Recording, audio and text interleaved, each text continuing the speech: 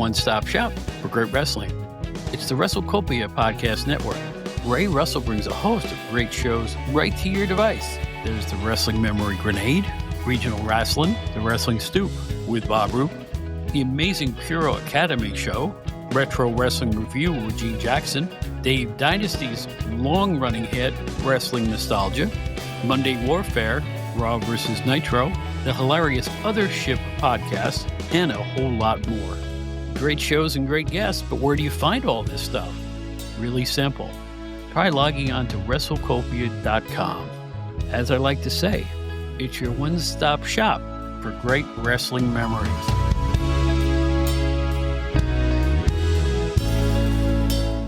Hello, everybody. My name is Bob Smith, and this is the Outdated Wrestling Hour.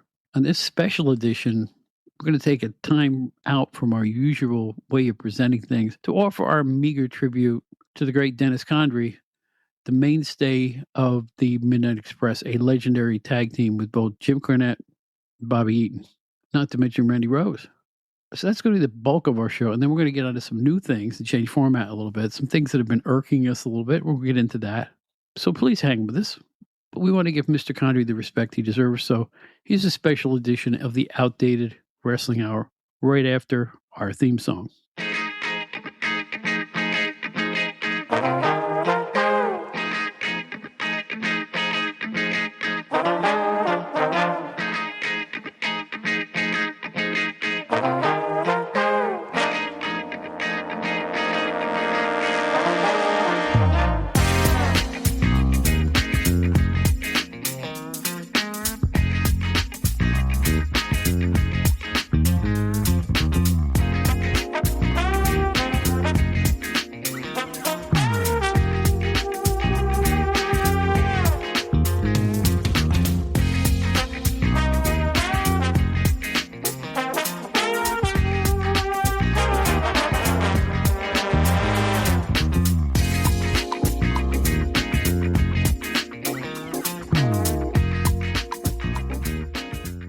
Hello, everybody.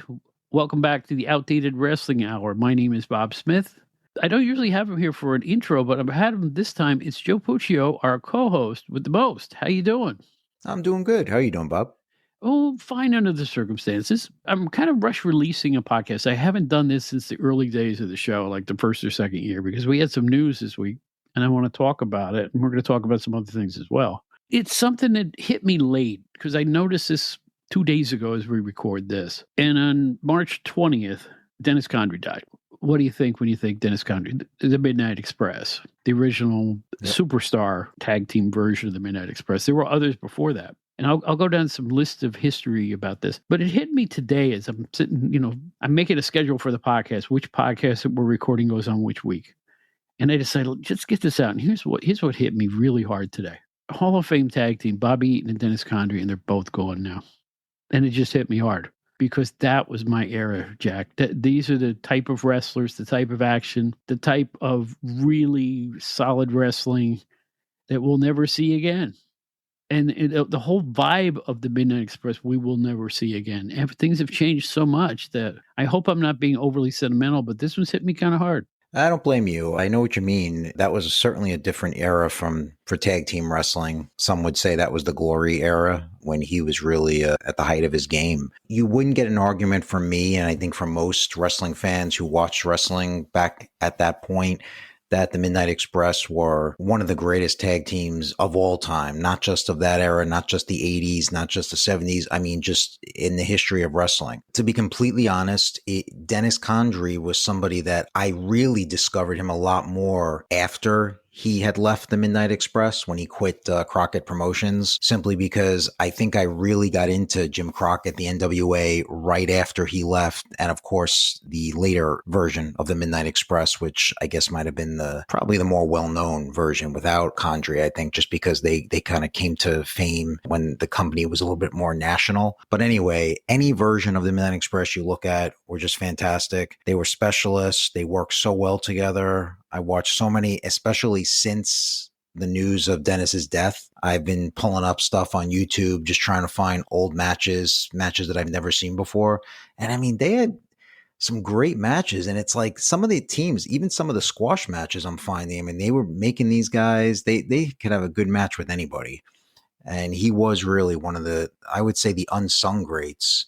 Because again, I know we talk about this a lot on the show, but I don't think his name is mentioned too often when it comes to great tag team wrestlers. Bobby Eaton for sure. You know, Bobby Eaton's one of those names that you hear about to this day. Dennis Condrey, I feel like he sort of got brushed aside a little bit as the years go by, but definitely doesn't deserve that. He was fantastic. But here's the thing, though, that's heartening to me. When he died, and you start to see the tributes on Facebook and social media and things like that, and people are coming out of the woodwork going, "Oh my gosh, what a giant he was!" And it's funny how wrestling works, because it's like once you retire, you kind of fade away, where you're not in the public eye anymore. He was really, and I'm going to go through some of the things he's been accomplishing in recent years, but it's like once you go away, it's especially if you're a tag team guy, they remember the name, but they don't think of the individuals. And in this case, Condrey set the standard for the Midnight Express, the Cornette early Midnight Express, as being a dominant tag team. It was Condrey's decision for whatever reason. I've heard 1,000 different, notes about this. I'll let Jim Cornette tell on his show why Condrey left the Midnight Express. But he was a hard act to follow. And they were lucky to find Stan Lane, who just kind of really wasn't the type that Condrey was. He was better looking. He was a little taller, things like that, a little more muscular. But he just saddled right in, and that's the brilliance of I think Cornette and Eaton making that team continue as strongly as it ever was. But when you go back to Condrey style, rough and tumble, a lot of scientific moves done rough. Like he didn't cheat, but the moves he did were like really, really done hard. They looked hard. Yeah. When he did a body slam, it looked hard. And when he did an elbow drop, it looked hard. When he did anything in terms of any type of stomping, especially with his feet, everything, Dennis Condrey, he looked mean and hard.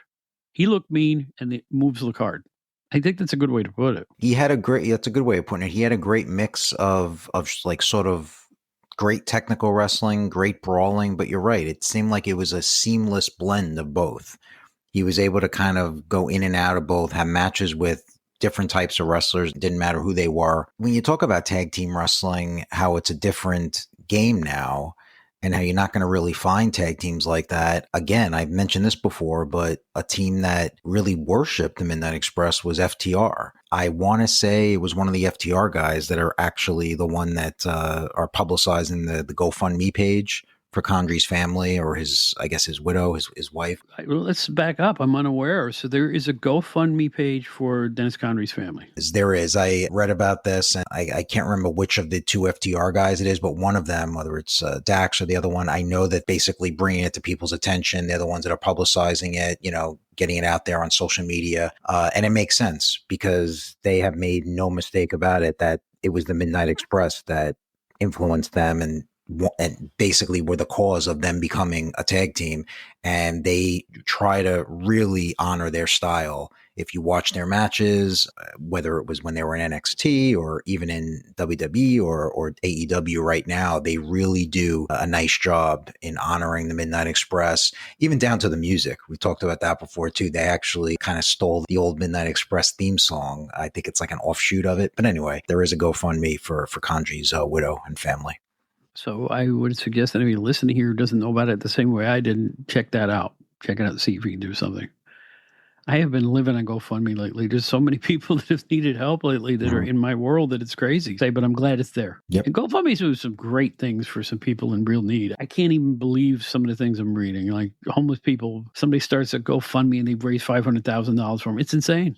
It's crazy. If you tell the right story the right way, it could do a hell of a lot of good. So I'm a big believer in GoFundMe. There are some wrestlers, there are some figures in the business. I'm not even talking about just current wrestlers. They might be from the past, just personalities from wrestling. Doesn't matter who it is. Anytime there's a wrestling personality that's fallen on hard times, needs financial help, a death, the widow's family, whatever it is, an injury, no health insurance, there's a handful of wrestlers, people in the business that always just are on there as the top donor. $1,000, $5,000, $10,000. Someone off the top of my head that comes to mind is Chris Jericho. Let's give a tip of the cap to Chris Jericho, because every time I see any name star, well, I don't want to embarrass him or say anything. Let's just say he's a class act, and I'll leave it at that. Yep. You know, I don't want to say he gave this much or whatever. You know, that's their business, but just a class act. He's always been a class act, really. Chris He Jericho, has. he Yeah. really is. Yeah. So anyway, let's look back a little bit. The achievements, which are unbelievable. I'll probably hit you with some stuff here that you didn't know. I Mhm. hope I do anyway. So he died on March 20th, and he was from Alabama, and he died at the age of 76. He started in 1973. Which is way earlier than I thought he had debuted. You know why? There were areas nobody saw. Like he's working for Nick Goulas. Mhm. He worked for Jarrett's CWA, Jerry Jarrett. He worked for Southeastern Championship Wrestling in early Georgia. And it's in Georgia that they came up with the original Midnight Express with Randy Rose as his tag team partner, but then became a faction when they added Norvell Austin, a wrestler of the day there. In 83, they went to Mid-South, and Eaton joined as well as Jim Cornette. That's where the real magic started.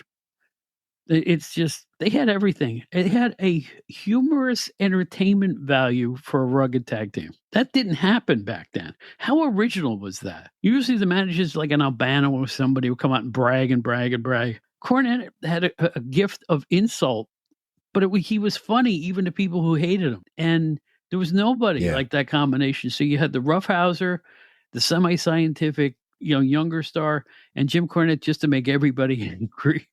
What an act that was. It was, and I think it's just Cornette being with them as well was such a brilliant move. It's like, sometimes how like the pieces just all come together and it just fits and you just can't imagine it any other way. That's kind of like what happened with those guys. They just were a perfect match, bringing them together, bringing Cornette into the fold. It just worked out perfectly. There's nobody else who could have been in that tag team. I think at that time that would have been a better option. And so then they went to World Class after that and kicked ass there. They were big stars in World Class, the three of them. Then they went to Jim Crockett and dominated for 3 years, between 85 and 87. They were headlining cards. For tag teams to do that, even in that era, I mean, if you go back to the 60s, you'd have Perez and Rock at Madison Square Garden. They would, it was rare was the tag team that was known by the two names or by the name they were given. But everybody knew who the Midnight Express was by that point. Everybody hated them. And let's face it, they wouldn't headline if the matches weren't great. The quality of the wrestling, the quality of the heat they got, the whole mix with Cornette in it, unsurpassed. I mean, really, other than Heenan's work, right? With maybe Bockwinkel and Stevens or something like that. I can't think of anybody as unique. They were mismatched, but they fit perfectly. I don't know how to put it. And they weren't in World Class for that long, right? It couldn't have been there for a little while, enough to win titles there. Yeah. Yeah. Okay. I was thinking maybe a year or so. A year's a long time. Yeah. Remember, it's territories. Right. So years at eternity in a territory back then. See, this is how we're so messed up by today's wrestling that you forget that a year is a long time. That may have been a year's contract and then they moved on someplace else. It's just how it worked back then. Everybody was transient. Right? When you had the territories, everybody moved from place to place to place to place. Very few people stayed at home other than Bruno Sammartino and Baron Mikel Cicluna. Everybody else in the world was going from place to place. But then in 87, one of the mysteries of his career, again, I'm going to let Jim Cornette explain that because I have no earthly idea, but he left the NWA and left the team. I have no idea, obviously, why he left, but I was curious. When I found out that he died a few days ago, I was looking it up, looking on some information, and there were some things written that he had intended to go to WWE, and there was some, but obviously who knows what happened, if that's even true, and he wound up not going, and he just wanted to sort of have a bit of a less busy schedule, but then he went to the AWA right after that. It wasn't even all that long. I think both things happened in 87. Okay. In 87, he reunited with Randy Rose in the AWA, managed by Paul Heyman as the original Midnight Express. Right. And dangerously provided the ballyhoo and the bragging, calling him one of the great tag teams of all time and whatnot. And certainly they did well there. They won the AWA tag team title, and you know who they beat? Dundee and Lawler for those belts back then. Oh, okay. No, I didn't know that. All right, and then not all that long afterwards, they had reestablished the Midnight Express, the original Midnight Express with those Condrey and Rose. Came one of the great angles of all time on television. the attack in this TV studio of the original Midnight Express against the current Midnight Express, which led to an awesome feud, an incredible moment with Cornette getting smashed with the phone. It was about as perfect as anything you could ever hope to see in a wrestling program, with the notable exception that I think the TBS people weren't happy with all the blood, but it was certainly a memorable moment that any wrestling fan who saw it never forgot. I do remember that. I feel like the big match was at Starrcade that year, right? Yeah, I do have a vivid memory of that. I do remember the blood a lot. Yeah, it's so cool that they were able to do that, sort of like the originals versus the new team. It wasn't gimmicky. It was just these two teams that really were going out there trying to be the best, and it was done in a serious way. And they all brought it at that point. I mean, all those guys were at the top of their game when they were feuding like that. I will say, too, that it led to one of my favorite moments as a PWI guy. I think it was at the Meadowlands or something. I was there when a classic Inside Wrestling cover was shot. It was based on the Justice League. Craig Peters came up with the concept.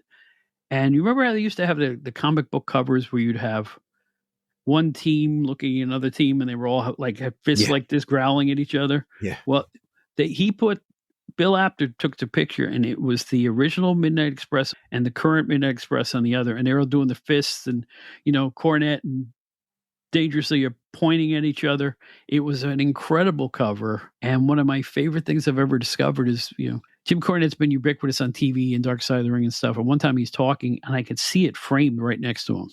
Oh, I was there when that was shot. I'm like, man, I feel proud about that. That's cool. Yeah. Yeah, that was really, really cool. So. Yeah, great little feud there, and it ended with, I think, Cornette versus Heyman solo matches, which were better than you'd think they would have been.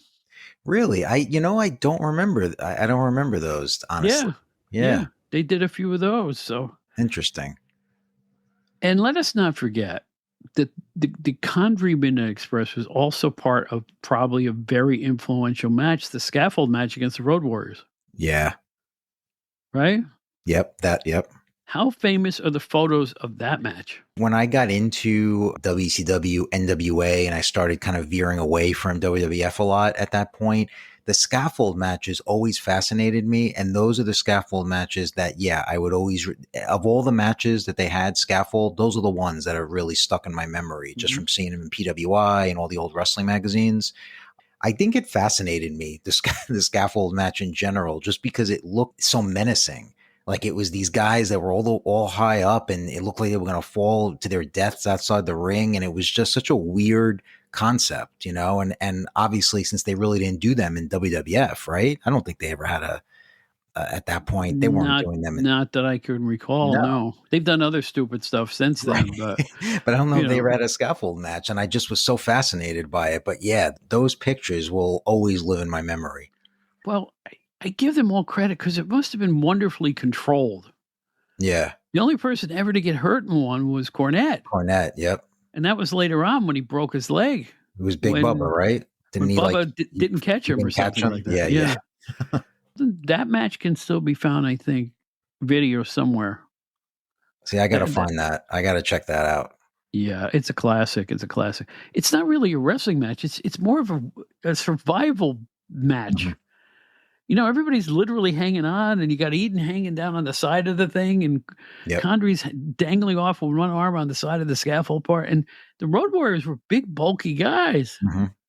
I will always be impressed with the fact that they were able to walk that scaffold without slipping. There had to be a secret to it, and I don't want to know what it is, because you know why? I'm an old school wrestling fan, and let the magic be the magic, right? I don't want to know how they did it.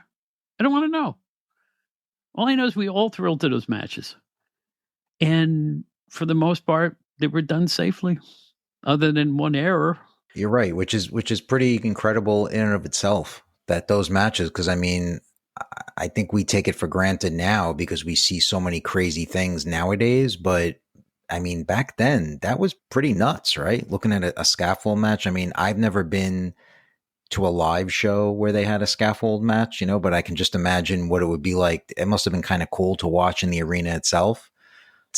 Yeah, I mean, they were all done fairly safely, right? There weren't like any crazy bumps compared to what you see today. Right. And somehow somebody would eventually leave the scaffold and fall. That's how you lost. So in a way, it was a precursor to a lot of the risky stuff they do now. But I know they didn't take as many risks back then because I was around. I knew how safety was first and foremost in everybody's minds all the time. And here's the thing about Condrey, too. When he left after that feud was over, the NWA or WCW, whichever it was at that point, he still kept working. It just didn't get a lot of publicity. Like, he went to Continental. He won the singles title there. And in '89, I didn't know this. He went to Mario Savoldi's ICW where he tagged with Doug Gilbert, and they won their tag team titles there. I had no idea. Didn't know that either. Those were a couple big stars because they usually put local guys over as the tag team champions there, and they beat it kind of like a local, East Coast team. And then in later years, Dennis became a respected trainer. He worked with WWE, as far as I was told, and a couple other organizations, and a mentor and this kind of thing. And you see pictures of him everywhere, like conventions and stuff, right till recently, really. I remember seeing, his Dennis Condrey appearing here or there. So he was probably more ubiquitous in his retirement than he was when he was working, That's true. We've talked for about 20 minutes on this. I will say this. Both him and Bobby Eaton are gone now. What a loss. So it's a sad time, and it's a sad time for anybody it's kind of sad for listeners of this show. We are of the age where the Midnight Express were a big deal. I always say there was never a better tag team. You and I just did a recent show where we were asked to pick our favorite tag team of all time, and I picked the Midnight Express. You did? And I said either version. That's how good they were. Stan Lane walked in, and it's like they didn't miss a beat. Yep. It was just one of those magic times when tag teams could be headliners. Rock and Roll Express versus the Midnights. Come on. All the great opponents they faced. Really now. I mean, just wonderful professional wrestling without a bunch of dumb stuff attached to it. The way it was in the old days, ring the bell and let's have some hot and heavy action and crowds who really cared. That was the era of the Midnight Express and Dennis Condrey. So on behalf of everybody here, and I'm sorry to speak for Joe too, I just want to say all the best to Jim Cornette and Brian Last and all the people who knew Dennis Condrey, all the people who work with him. I know there's a lot of people still out there. And everybody, Godspeed to Dennis Condrey. I don't know what else to say. Yeah, I think you said it as better than I could have, but I second that. Yeah, for sure. I mean, it's a great loss, and he was fairly he was also fairly young. What was he, 75, 76? 76, according to what I read. Yeah, I mean, that's, I am glad. One thing that's nice is that, like you said at the very beginning, there's been a lot of tributes, actually more than I thought there would be, just from different different facet of the business, wrestlers of today, wrestlers from the past. There's been a ton of social media tributes, which is nice to see. He's probably a bigger star now than he's been in 15 years. Yeah, definitely. And it wakes people up when something like this happens. And they really think about his tag team work and his solo work too. And they go, man, he was great. And then all these years later, people find out that he died. Maybe they haven't seen him for a while. They think back and they go, oh my gosh. Yeah. I mean, and the thing is, you have to remember this.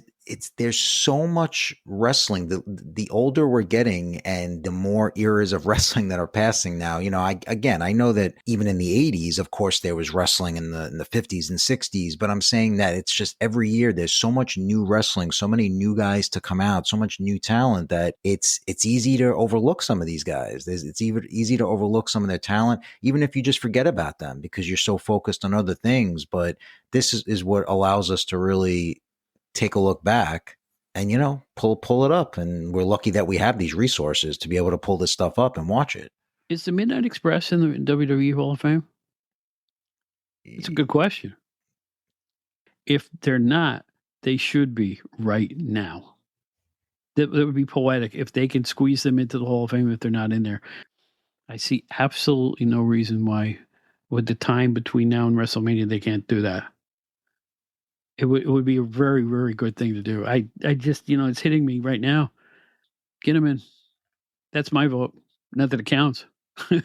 But I would put him in like right now and with all speed. I would do it. I would say how great would it be to get Jim Cornette as the inductor, but that's well, he's part of it. That I don't know that, they'd worked it out. Although with Cornette, I mean, he's the type of person that he would definitely do it. He would just show up, No, give his he speech, and inducted leave. the Rock and Roll Express into the WWE Hall of Fame, if you remember. Oh yeah, was that recent? Well, That wasn't too long ago, that was was it? 10 years ago or something like that. Okay. But you know what I'm saying? There's no bad blood between them. No, Cornette's welcome in the WWE. Yeah, bring him on. Bring him in. Yeah, that'd be cool. Yeah, for sure. Just my vote, which doesn't count. I don't count anyway. All right. So all the best to everybody who knows Dennis Condrey. And let's move on to something a little less savory than his wonderful career. And that is the nonsense that's been going on in the Indies. It's been all over the news. We don't usually talk about new stuff here. I just find it so repugnant that I just have to talk about it. The Ohio Valley Wrestling thing with the referee Dallas Edwards. I don't know what to say. A wrestler, I think, was intended to hit the referee, if I'm not mistaken, looking at the match, because, it's indie guys. And he got kind of belted in the head with what looked to be a flying clothesline or something from a pretty hefty guy. And this referee got knocked out, at more than knocked silly.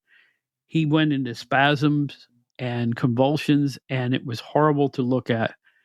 And the other guys just kept working like nothing was wrong. It's been all over the media. I don't have to tell you folks really what it was, but I watched this thing. And every week I usually post on Facebook another independent or AEW move that's so reckless and so stupid that I just get sick to my stomach. And I just post them and I don't say anything other than, here's another look at what I'm talking about. I usually give one line and then I post the video. And it's always something ridiculous and crazy. But in this case, in fact, one of the other wrestlers actually boots the referee who's unconscious and having convulsions out of the way. He's being like kicked out like a soda can to the side of the ring. Now, from what I read, that one of the wrestlers, who I will not name, I'm not gonna get into that stuff. Well, they were thinking, well, he was overselling like that. Like his arms were like backwards and his hands are like shaking in the air and he's like quivering and Joe and I talked before we hit the record button. I'm reasoning that, well, who usually gives the signal to the people backstage that somebody's really hurt? It's usually the referee. But he's out. It was a mess. I'm glad the guy's recovering, I guess, that he's going to be fine, from what I understand. But what if he wasn't going to be fine? That would have made huge national news. Wrestler dies in ring, or a wrestling referee, and it would have been shown all over the country if he hadn't pulled through. I'm telling you, people got to get more serious about safety in the indies and in AEW, and maybe the WWE. They just ran an angle this past week where Drew McIntyre is fighting on the side of a building with Jacob Fatu, and they go flying over the building, and they're screaming, "Get the medics, get an ambulance!" And I'm like, it's always bigger, more violent. The most crazy you can make it look, the more dangerous they can make it look. Maybe they should make things a little less dangerous, don't you think? With this show, I mean, with this particular incident, everything you said is true. It's definitely one of the worst things. I mean, look, there's been a lot of bad things throughout the years, but in recent memory, this is one of the worst things, and the footage was pretty bad. I get what you're saying about the referee. Yes, that is true, right? The referee is the one that is sort of yes, it's a work. He's a worked official in the ring, but at the same time, he really is sort of managing everything, and he's listening, and he's sort of got to direct traffic and sort of make sure everybody's doing what they're supposed to be doing. And he's the one that puts up the X sign. But I mean, how could you not have anybody else in the place? How could you not have anybody at ringside? How could you not have anybody in the back watching this as it's going on? Because there was a pretty long, it wasn't right away. I mean, the guy was knocked out, convulsing, and it was a good number of minutes before anything was stopped. So, I mean, there was enough time for someone else to stop this. Not even speaking about the wrestlers themselves, why they didn't. I know one of them said he thought he was selling. I don't know. I think it just comes down to training, and just these guys are just novices, I guess, and they just don't have the proper experience. They don't have the training. I don't know what it is, but this is the type of thing that can't happen. You said, what about if he would have died, this guy? And there's a very real possibility of that. It's not like we're saying that, oh, can you imagine if he would have died? No, that really could have happened. When a guy is in the ring and he's knocked out and he's twitching, for real, there certainly is a very real possibility that it could have been a lot worse. There's an expression I've used since my sports writer days when I was a sports writer, an actual sports writer. And my phrase is dumb jock's going to dumb jock. You can't expect athletes, by and large, to be able to come up with split-second decisions. They need to be overseen. Now, one of the things that's true about modern wrestling is, with the exception of the announcer's desk on WWE, there is nobody at ringside, maybe camera people, right? There's nobody at ringside anymore. And if you go to an IndyCar, there's literally nobody at ringside anymore. Mm-hmm. Between the barriers of the crowd and the ring, it's empty, save a manager or valet or something like that. It used to be that at ringside, you had state athletic commission people, you had a timekeeper, you had all this other stuff. I think maybe the solution to all the injuries, all the wacky spots we see of guys getting thrown outside the ring to do a table spot and miss the table. We have seen people dive off the second balcony at a gym and miss the table and miss the guy. Did you see that one? Yeah, I did see that one. YouTube is loaded with people just about coming a dental floss width of hurting somebody seriously. It's time for the return of the state athletic commissions. Period. Full stop. Underline it. All caps. It's time for state athletic commissions. You can't count on entertainment companies to police the health and safety of athletes because they're looking at the bottom line first and foremost. You know, what wacky gimmick is going to draw money? If you go all the way back to the Cactus Jack falling off of the cage bit with The Undertaker, that was a really, really dangerous thing. Now, in retrospect, you look back at it and you go, oh yeah, that table was worked and a whole lot of other stuff that was involved there. But if you miss something like that, it's going to be tragedy. Mm-hmm. I don't want to see another tragedy. I don't want to see another Owen Hart. I don't want to see anything remotely like that. Granted, injuries are going to happen and serious ones are going to happen too. I mean, it happens in small ways. Didn't Bronson Reed recently just had an injury? He's going to be out for a long time. But you didn't see a big to do it. It was like a normal injury. He just injured himself doing something. It's the second time in a year I think he's seriously injured himself. And Braun Breaker injured himself. But it wasn't these pre-planned danger spots that we're all getting so used to. Professional wrestling promoters seem to think we need now. We don't need them. I will say this about, getting back to this particular incident and just in general. I mean, the one thing you have to say about, at the very least, the major companies, whether it's WWE, AEW, or any of the other big ones, at least they have, medical staff in the back. They have what you would think are the resources to where, let's say there is some kind of dangerous accident that happens or something really bad, they're going to take care of it right away, or as quickly as they possibly can. But I think the problem with a lot of these indie organizations is it's sort of a crapshoot. You just don't know. And I can say that when I don't go to as many indies anymore, but there was a period in my life when I went to a lot of indie shows in the Queens, Long Island area. There was one particular incident at an old Queens, at an Elks Lodge show. And I do remember that Balls Mahoney was one of the competitors, and I can't remember who he was wrestling, but it was Mahoney and somebody else. And the New York State Athletic Commission was there. They used to actually be there legit, and they stopped the match. It was the main event, and it only was going on a couple of minutes, but they were brawling all over the place. The guys were bleeding buckets, blood all over the gym. And they did stop it. And my friends and I actually were so conditioned to this that we thought it was an angle. We thought that it was just that they were going to come back, keep wrestling, and they didn't. They literally just stopped the match and the show was over and the lights went on and that was it. In hindsight, of course, that's a good thing because obviously whatever it was that they saw, I think maybe one of the guys got concussed, whether it was Mahoney or somebody else. But I just think that's, something like with this OVW thing is that it's a smaller show and who knows what's going to happen? Are they going to quickly be able to attend to these guys? And this could have been a lot worse, but luckily it wasn't. But it's just a matter of time before something a lot worse than this happens. Because as far as I know, this referee is on the road to recovery, right? The last I read, From everything I've read, yeah, which is excellent. Which is thank God that he is. But I'm really looking at it more in terms of the indies and the majors in these comments because I saw, I guess about a year ago, there was a video floating on YouTube of this idiot who was never going to be in a major league, lighting a chair with lighter fluid and then setting it ablaze and smacking it against somebody, right? The guy is on fire, and the chair goes flying out of the ring onto ringside, and there were flames shooting up in front of the first row of fans. Enough. It's got to be policed. I'm sorry, they're not. These people are not smart enough. I hate to use terms like that. These Indies down south and up north, they're just not. They don't care. They just want the pops. They're not thinking in terms of the safeties. Oh, it'll be fine. You just roll over and we'll have a blanket there or something for you. There's another clip I saw.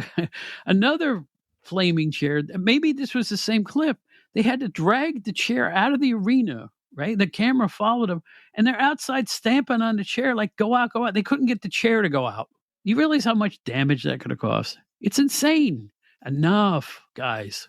Yeah, And I'm going to get a lot of hate mail for this. I don't care. When I go to a wrestling card, I'm not going there to see somebody get hurt. I'm going to see work.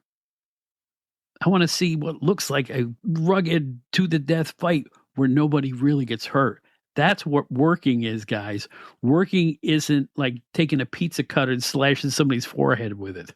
that is the art. I mean, what you're saying there is at its core, that's the art of wrestling, isn't it? It's basically a match between two individuals, three individuals, four individuals, and they're pretending to hurt each other when they're really not hurting each other, but they're making it look like they're beating the hell out of each other. That's what wrestling is and what it's supposed to be.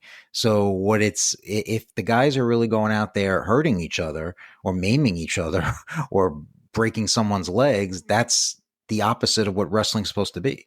Did you see the match between MJF and, what was it, Adam Page?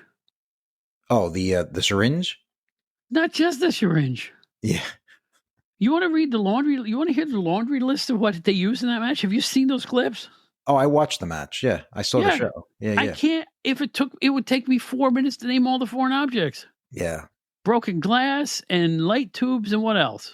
Skewers, barbecue skewers in the head again, and all the stuff they're getting from garbage matches overseas and in the Indies. They are taking their cues from the worst wrestling on the planet that people don't even go to. I don't understand it. Did you think that was a good match? No, well, no, but I'll say this. I personally didn't care for the extreme syringe and the skewers and all that stuff. I didn't care for that. But I will say that without that stuff, they still would have had a great violent brawl. So I think the match itself was still a hard-hitting, really, really good brawl. It's just that they didn't need all those extra things. It's funny because you can't really look at it now without all that stuff because everybody forgets about everything else in the match and they only talk about the syringe. They only talk about the skewers to the head. But it's a shame because there was so much good work, actually good, really, really strong style brawling in that match, but it kind of gets overlooked. Somebody wrote, I was complaining about it. I showed the clip and somebody wrote to me and said, and I'm paraphrasing, well, you're so concerned about that, but the syringe thing is actually safer than a lot of the other spots they do. I said, wait, I said, really? Where's the swabs? Right? When you get a needle, what do they do first? They swab your arm and they swab the needle and then they put the needle in your arm. Who knows where that needle has been? If it was stuffed in somebody's trunks or something like that, it isn't clean. So you're taking a dirty syringe and shoving it through some guy's cheek, mind you, to do the water spray into the ring. Don't even where I'm sitting, man. It's just stupid. Stupid, reckless, and ridiculous. And there's only one person to blame in AEW, and it's Tony Khan. Great job, fellas. Give me a hug. Tony Khan is my public enemy number one. I'm sorry. I don't care. He's not responsible. And one of these stupid things on one of his TV shows goes awry. You think TNT and TBS are going to be thrilled about it? Yeah. Grow the F up. I get really angry. I don't mind the depiction of violence, but the word is depiction. When you have people who have to literally hurt each other to go over, nobody's getting over. Nobody's going to remember who the wrestler was. They're going to remember what the spot was. And the thing about it is most of the guys in their roster are really, really good wrestlers. I mean, Adam Page is a really good worker. He's a good wrestler. He's had some great matches. MJF is good too. I mean, granted, MJF is known more for his gimmick. his heel persona. But I mean, they have great talent, as does WWE. So a lot of the guys don't really have to do this stuff, but whatever they position this as I guess this was a Texas death match. Let us go to the other end of the spectrum. Let's turn it from AEW to WWE. And I put it to you, young man, you young whippersnapper, you young punk. I put it to you. I think a lot of the blood in WWE lately has been fake blood. If you notice, now let me make my point. The wrestler will emerge from somewhere bloody. Now, in the old days, when somebody would blade, they would usually go face down on the mat and look like they're holding their head and just simply, do the blade job. Just with a flick of a finger, white tape, and you don't even see the blade, right? Now, even the Cody Rhodes thing, when Randy Orton hit him in the head with the ring steps and he goes falling behind the table, he comes up bloody. There was another time recently where he's in a bus and The Rock is beating him up and he's bloody. He was already bloody when the camera came on him. You don't see the moment where they get hit even. There was another thing they did a year ago when Kevin Owens showed up bloody just coming out of the back. So it looks like they have figured out a way to do artificial blood in ways that people don't even think about. I remember Jimmy Uso got bloody against Gunther, I think maybe 2 or 3 months ago. And again, he was behind the desk, came up bloody. I think they have a new way of doing it, and I don't think it's real blood. This is my 2 cents. You might be right. I really don't know. I think I saw somebody else speculating about that. To be honest with you, there was a specific, it might have actually been the Cody angle, but there was something about it. You might be right about that. Maybe they're going a different route now. It's interesting. I don't know. I can't say for sure either. But I just noticed there's a lot of times when they'll be in the middle of action. Here's another example. Jacob Fatu got bloodied by McIntyre last week's SmackDown. You see him punching him on the roof of a car, right? Mm-hmm. They took the camera and moved it away from where Jacob Fatu was. They showed people holding back McIntyre, and then he rushed in again, and then he had blood on his forehead. You see what I'm saying? It wasn't continuous. He wasn't beating him. They moved the camera away, and then when they came back, the guy was bloody. Right. To me, that's a telltale sign. I mean, I'm no genius, but I'm not saying it's good or bad. I'm just thinking it's a trend. And they would have to do that, obviously, if in a non-match situation, right? Like if they're in a match, I mean, that'd be a little tougher to do. Well, not if they roll him behind the announcer's table and then he comes back in the ring. You could do it that way. And there's other stuff that looked hard way. Right? Mm-hmm. Do you remember the WrestleMania where the idiot rapper was hitting Cody? I think that was hard way blood. Oh, he hit him like in the ear or something? Yeah. And it's near the eye and all that stuff. It looked ridiculous. But I'm not saying there isn't hard way blood now either, or, blood accidents.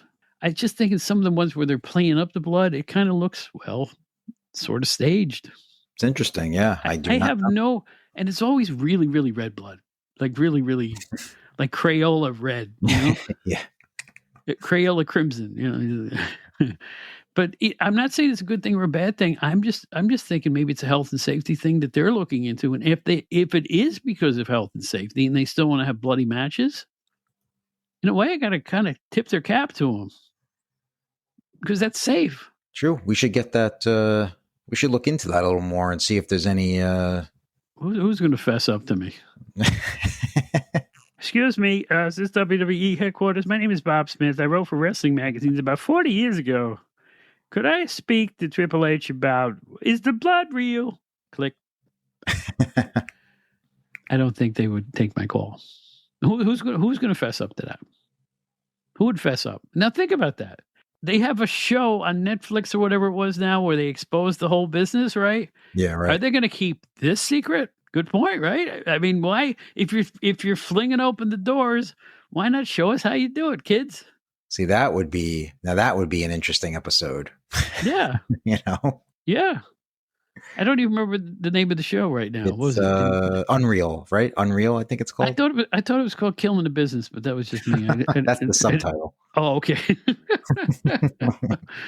Oh man, I hope they never killed him. Something as goofy as this stuff gets, and don't get me wrong, guys. As goofy as this stuff gets, as much as I'd like to see some things change, I hope the business never dies. I'm not rooting for that. I say it again, people love all this stuff. They love AEW. Watch it, enjoy it. Life is really short.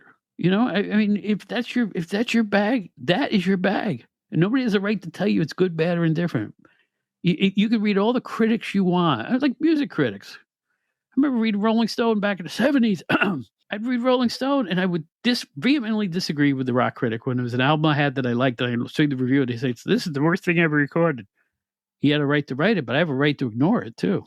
Mm-hmm. And I think more people need to not get mortally wounded over an opinion that's not theirs. And that goes for every subject.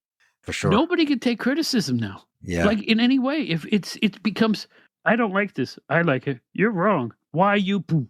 Why? Why are we squabbling? You know, you're entitled to have opposite opinions on things, particularly wrestling.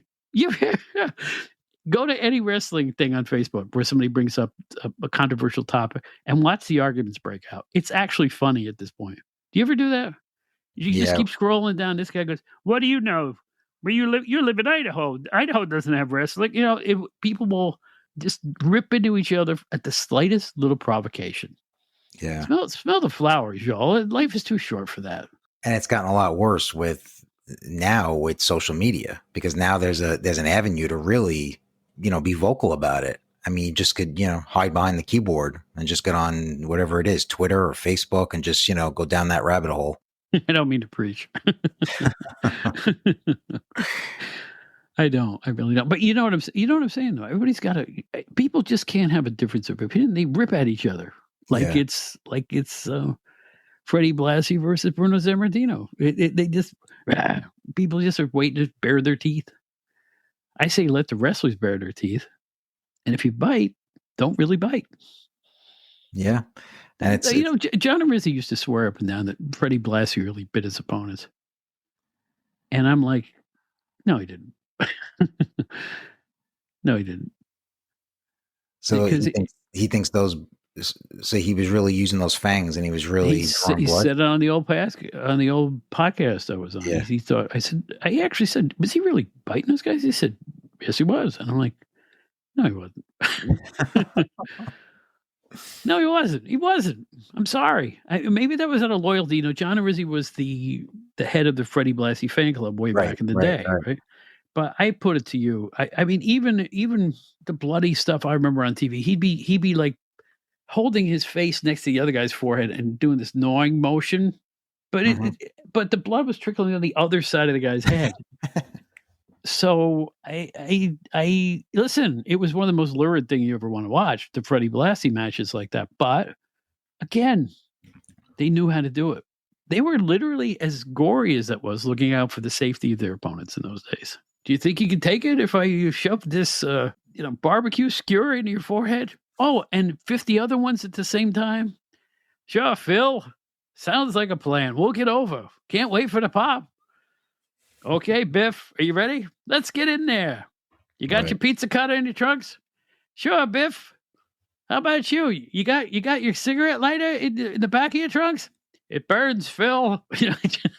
This is today's wrestlers. They're working in concert to really hurt each other for those pops. I don't understand it. I don't understand the fans either. Now, you saw that match. You saw that big violent match, right? How were the fans reacting? Were they oohing and eyeing and cheering all this stuff? The typical gasps and ooh, that type of stuff. But I mean, ultimately, yeah. I mean, people are going to cheer it. I think the one spot was probably the needle was I don't know if you got to cheer from that. It might have just been a little bit more of like a like, oh my God, almost like fans didn't even know what to make of that, The fan mindset has changed. The wrestlers' mindset has changed. The promoters' mindset has changed. You can't even get a good hot dog at the arena anymore. Everything has changed. No more chicken on a stick. It's not what it was. Look at Randy Orton, talking about the way the fans have changed. WWE has been trying like hell to get him over as this terrible heel, beating the hell out of Randy. Yeah, that's a good point. Cody Rhodes beating the hell out of Matt Cardona. Yeah, I think it was Matt Cardona's, and he's just like being this terrible guy, and he's cursing, talking about the fans, this and that. And the fans, every time he went and beat the guy again, the fans cheered him even louder with the chant. Chanted one more time, one more time. Yeah. So, but if you remember when they were getting Jacob Fatu over when he was a heel in the beginning, he was doing that flying flip off Yeah. the top, and they were screaming one more time when the fan favorite was laying there prone. Fans have changed. They have. They, That you would know have what? never happened in the Which past. only goes to show they're not rooting for the good guy. They're not rooting for the bad guy. They're not rooting for a championship. They're rooting for the spots. Yep. It's an entirely different fan mindset now. They're rooting for the spots. I don't think they care who wins anymore. Think about that. But right, even title changes. It doesn't really matter if the face loses the title now. I mean, the heel could beat the face for a title and it would still get a pop just because it's a title change. So it doesn't even matter. It's like, oh, but my favorite lost. No, that doesn't matter anymore. Now it's basically, I just want to see a moment. I just want to see a title change. I want to see something that's going to make me go, oh my God, that's what it is now. Look at the promos between CM Punk and Roman Reigns right now. Is either one of them getting booed?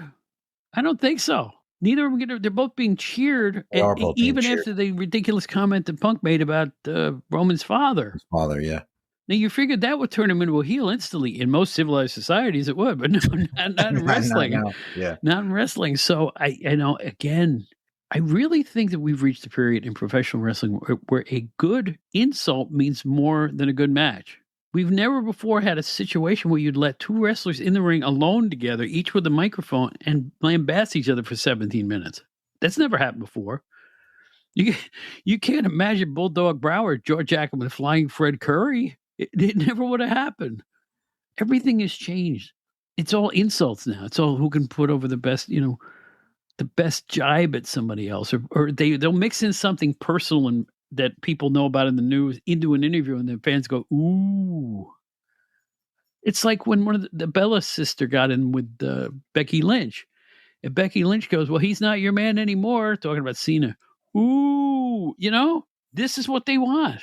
It's you know what it is. It's like an episode of Dallas or something, as opposed to.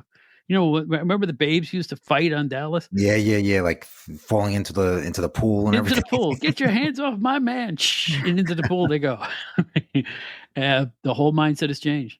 Maybe part of this is because, and talk about the psychology, in the day, I think wrestling was a 70-30 mix of male fans and female fans, and now I think it's dead equal. I think there's as many female fans as male fans, and I think they appreciate the verbiage as much as they do the matches. There might be something to that, yeah. The soap opera aspect. Yeah. And everybody, all the biggest stars are very good with the mic. Drew McIntyre, Cody Rhodes, John Cena was good with the mic. Very, very rarely do you have a mute superstar. Right. Or somebody who doesn't talk a lot. I mean, I never thought I would hear Jacob Fatu talk as much as he does now. In the beginning, he was silent, remember? He was, yeah. And I feel like Triple H has even said that in the past year or so, or during these interviews, these press junkets he's done, where people ask him about what makes a great wrestler, and he basically puts that over that that he'd probably rather have a more interesting character or an interesting talker than someone who's the full package in the ring. But think back, just not that long ago. I think Solo Sikoa was mute for a year. Remember, he never said anything? Right. Nothing. Now he's the talker for his own little faction. Yeah. Actually, a big faction, really. That's, by the way, not over at all, but that's a whole other ball of wax. But I am so happy and glad that I lived through an era where I got to see the Midnight Express with Dennis Condrey, Bobby Eaton, and Stan Lane. Let's not forget him. And the brilliance of Jim Cornette. One of the greatest factions in the history of anything when it comes to pro wrestling. And really, really glad I lived through that. And I think it was one of the greatest compliments I've ever got during my PW days. And I swear this is true. I was hanging out after a card in St. Louis with the whole crew. I can't remember if it was with the Apter or if this was during WCW magazine days, but I'm hanging out with the crew. And Bobby Eaton bought me two of the biggest beers I've ever had in my life at the airport hotel where it was about the size of my forearm. It's like this and wide. And he oh, you done with that one? Another one right in front of me, like, what are you doing? I don't even drink beer. And I got to tell you, I got pretty snookered, right? But we kept talking, I kept getting rid of the beer. And at the end of the night, he goes, "It was good to meet you. You're good people." Coming from Bobby Eaton, that's about as good a compliment you can get from anybody because he was the nicest man on the planet. That is a great compliment. So I always remember that he called me good people. That's one of my nice little private, well, not anymore, but little things that happen when you meet people that are really cool that you admire. Yeah. And they like your experience of meeting you. It's a wonderful thing. It's really great. You ever meet somebody famous that you kind of got along with and it became like a little better than with me, it was Duke Robillard, who ended up producing one of my albums, who was one of my guitar idols. And I ended up working with him. It was just natural. Just felt natural. Did anybody that you've ever known that was of some stature that you became friends with? Since I started Generation X Wire, there have been a few, I guess, semi-celebrities that I've kept in touch with, and I still keep in touch with.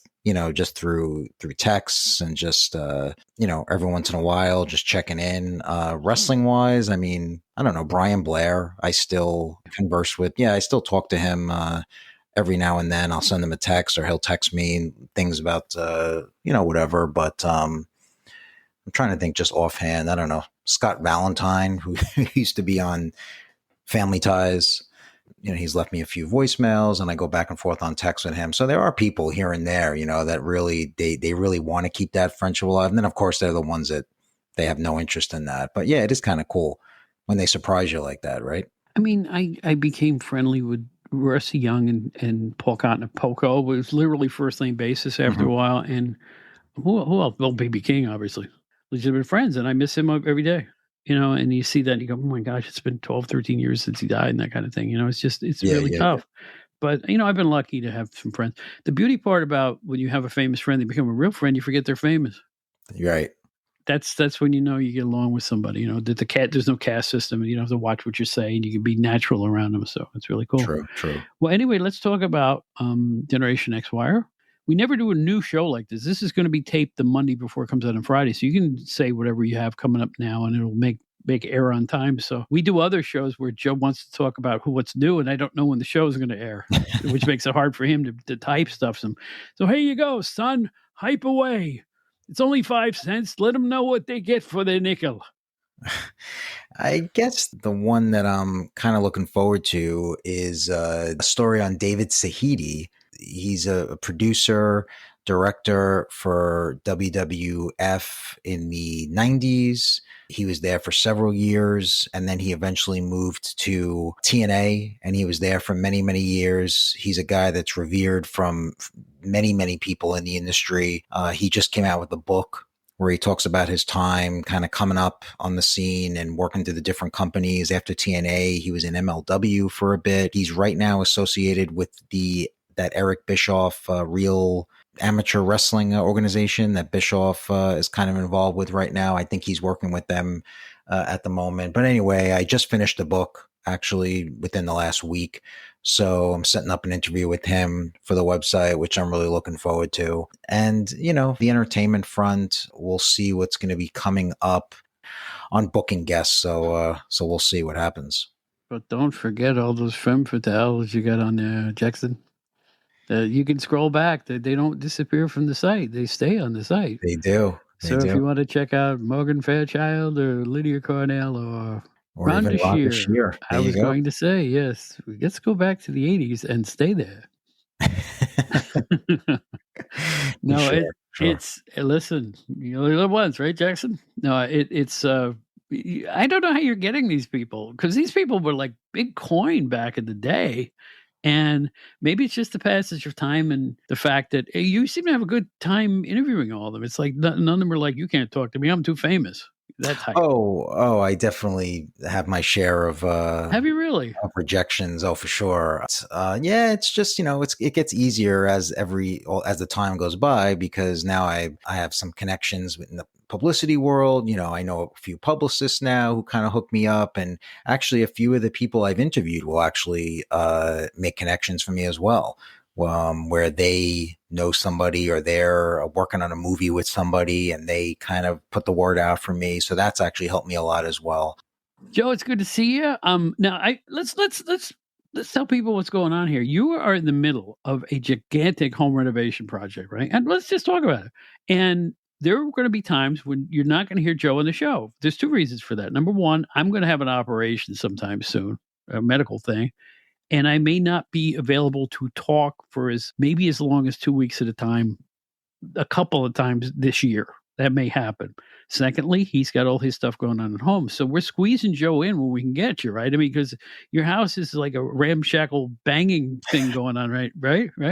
It is, and today was a good day, as we spoke about earlier, because today's a rare off day where there's nobody here working today. So I figured this would be a great day to record. But yeah, it's on again, off again, walls being taken down, and appliances being installed, and drills going, and whatever. So it's been tough, but luckily there's light at the end of the tunnel. Well, I want to say this publicly, right on this podcast, because I always get an email. Where's Joe?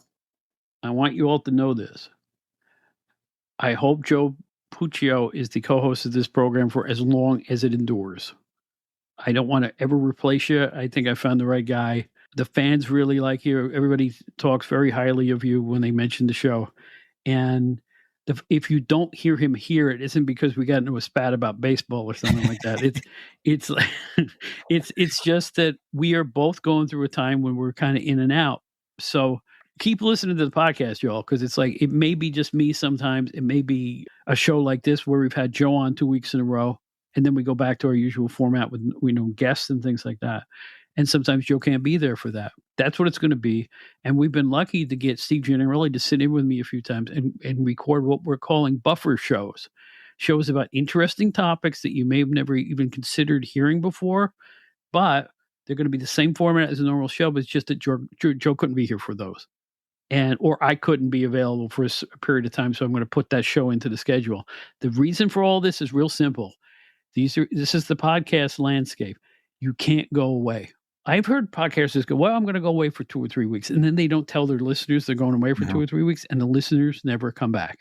That's the way it works. There's too much competition in podcasts. So we're going to have a new show issued every Friday, come hell or high water. If Joe's not available, if I'm not available, we're still going to have shows for you.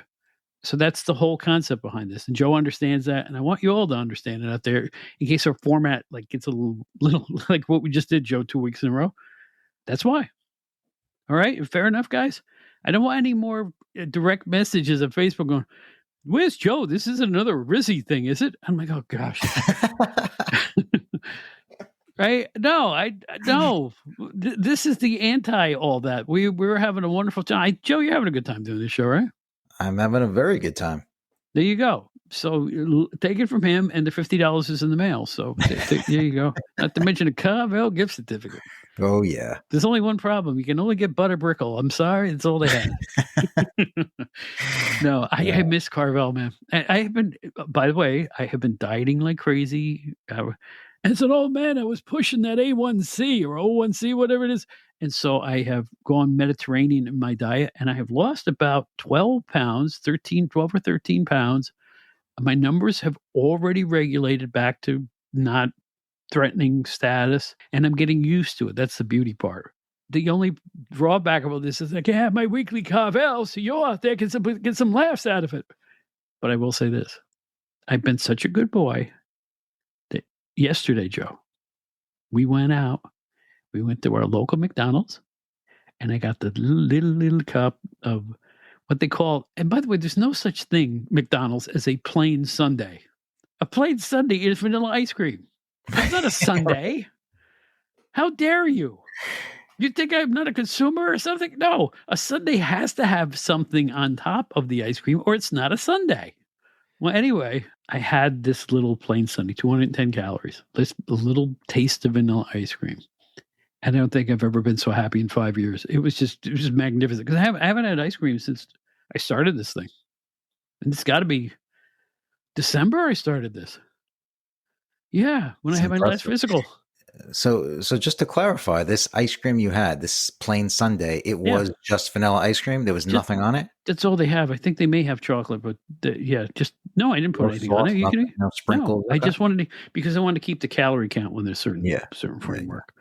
So I hope you would be happy that you were telling me to go get a treat on every off week or so. So I did that, and I think I can squeeze one in every couple of weeks, and it won't kill me. How would you say the McDonald's ice cream compares to Carvel? Oh, it's dreck. It's not good at all. But that's Yeah. where we were. Yeah, right. No, that's ice cream like a mud pie is a piece of chocolate cream pie. It's not nearly as good. It's not. Okay. I have nothing against McDonald's at all. I think their food, if you pick the right item, they can be very tasty. You don't agree? I can't remember the last time I've eaten in a McDonald's. We try not to eat too much fast food. And if we do, usually it's not McDonald's. I always liked Wendy's because Wendy's, they have like different choices. You can get like a chili and you can get a baked potato. They don't have that at McDonald's. I always feel like there's more variety at a Wendy's. You're probably right.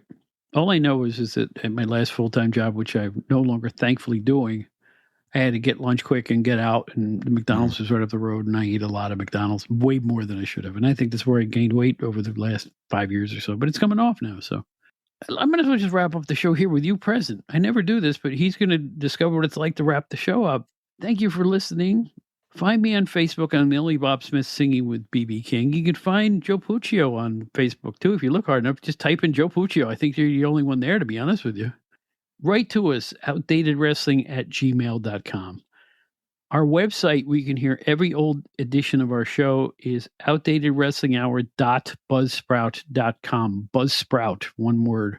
And you can hear all of our old editions free of charge. All the episodes won't cost you 1 red cent, and they're there for your listening pleasure. If you'd like to get involved in helping us out and keeping the show and our sister show, the Outdated Entertainment Hour, on the air, join the Outdated Wrestling Hour fan club. For as little as $3 a month, you can help us perpetuate the ongoing adventures here and give us a little support. And we'd really appreciate it if you did that. And wherever you get your podcasts, if you will like us, subscribe us, we would really appreciate it. It really does mean something. I guess that's it. I think I said everything I usually say during the goodbyes. So, Joe, say goodbye to people, will you? Goodbye. I knew I could count on you. For Joe Puccio, myself, I'm Bob Smith from the old PWI days. God bless Dennis Condrey. Thank you all for being here. And in the words of Ringo Starr, way back when, and he still says it to this day, peace and love, brothers and sisters. Peace and love.